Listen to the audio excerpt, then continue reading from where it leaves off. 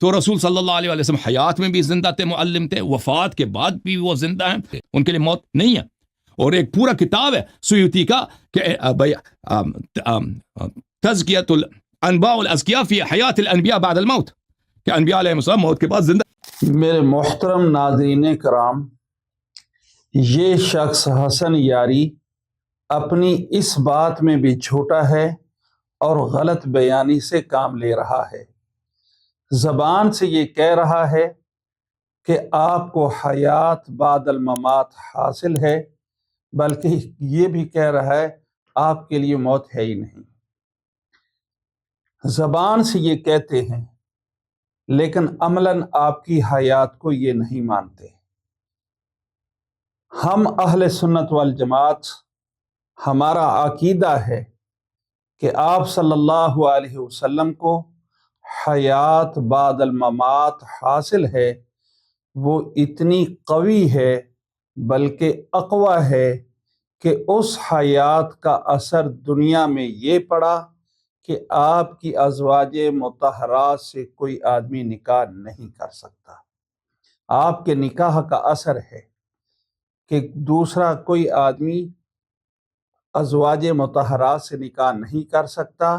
جہاں اور نقلی دلائل ہیں، وہاں یہ میری عقلی دلیل ہے کہ آپ کی اس حیات کا اثر ہے آپ کی ازواج پر کہ کوئی دوسرا آدمی نکاح نہیں کر سکتا۔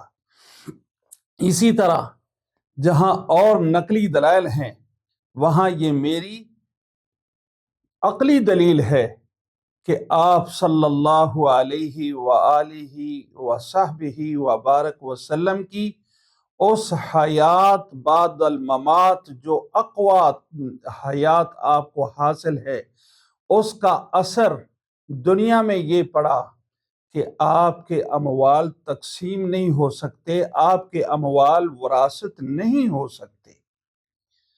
اور حسن یاری اس بات کو کبھی نہیں مانے گا۔